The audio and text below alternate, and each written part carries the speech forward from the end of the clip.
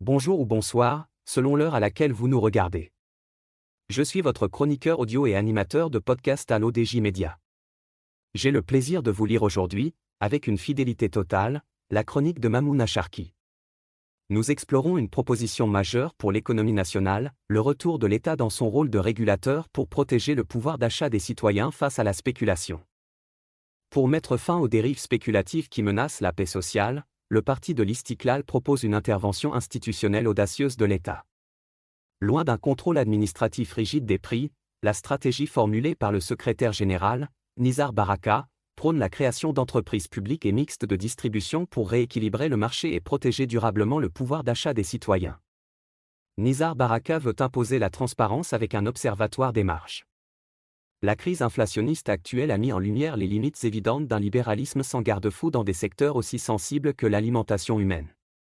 Face à ce constat, le discours du docteur Nizar Baraka marque une rupture doctrinale majeure en plaidant pour le retour de l'État dans son rôle de régulateur et de protecteur du bien commun. Le parti de l'Istiklal précise qu'il ne s'agit pas de revenir à une économie administrée ou de fixer autoritairement les prix, mais d'introduire des mécanismes institutionnels modernes capables de corriger les défaillances du marché, de stimuler une saine concurrence et de mettre un terme aux pratiques monopolistiques de certains intermédiaires. La proposition phare de cette nouvelle approche économique, défendue par Nizar Baraka au nom du parti de l'Istiklal, consiste à créer des entreprises nationales ou régionales spécialisées dans la commercialisation et la distribution des produits alimentaires de première nécessité. Ces structures, qui pourraient adopter un statut public, mixte ou s'inscrire dans le cadre de partenariats publics-privés, agiraient comme des acheteurs de référence sur le marché.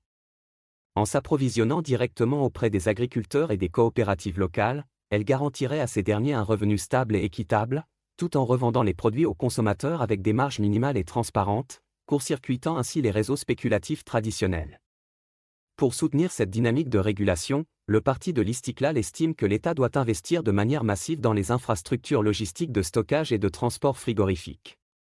Nizar Baraka a rappelé que la maîtrise de la chaîne du froid et des capacités de stockage stratégiques est indispensable pour lisser l'offre tout au long de l'année et faire face aux périodes de tension climatique ou de forte demande saisonnière, comme durant le mois de Ramadan.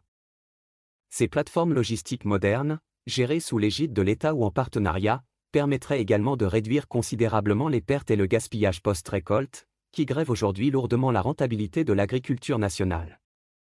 Enfin, cette régulation moderne voulue par le parti de l'Istiklal repose sur des outils de transparence et de vigilance technologique de pointe.